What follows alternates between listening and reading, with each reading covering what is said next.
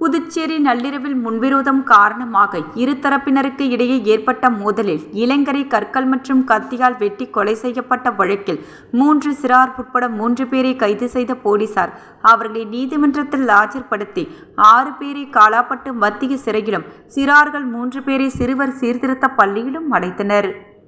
Puducherry rainbow நகர் 5வது குறுக்கு தெருவில் கடந்த 13ஆம் தேதி இரு தரப்பினரிடையே ஏற்பட்ட மோதலில் சாரம் பகுதியைச் சேர்ந்த முருகன் என்பவரது 2வது மகன் சந்தோஷை இரு தரப்பினர் கற்களால் அடித்தும் கத்தியால் வெட்டி கொலை செய்துவிட்டு தப்பித்து சென்றனர்.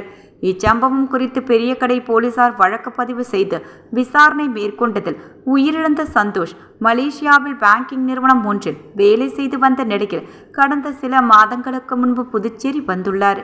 இவரது நண்பர்கள் சிலர் டிவி நகரில் உள்ளதால் அவ்வப்போது அப்பகுதியை சுற்றியுள்ள ரெயின்போ நகர் உள்ளிட்ட பகுதிகளில் இவர்கள் மது அருந்தி சுற்றி வருவது வழக்கமாக கொண்டுள்ளனர்.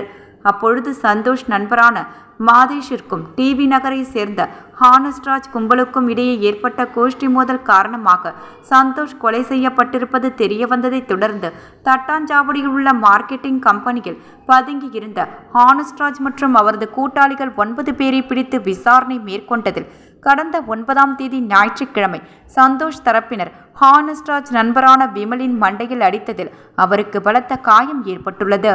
இதனால் இரு தரப்பினருக்கும் இடையே பகை ஏற்பட்டுள்ளது.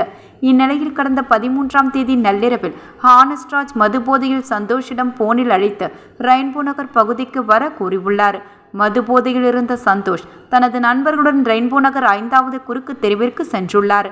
அப்போது இரு தரப்பினருக்கும் இடையே ஏற்பட்ட மோதலில் ஒருவரை ஒருவர் கற்களால் கடுமையாக தாக்கியதில் சந்தோஷ் மற்றும் இரத்த வெள்ளத்தில் கீழே விழ ஹானஸ்ராஜ் தரப்பினர் அவர்கள் மறைத்து வைத்திருந்த பட்டா கத்தியை எடுத்து சந்தோஷை வெட்டியதில் அவர் சம்பவ இடத்திலேயே உயிரிழந்தார்.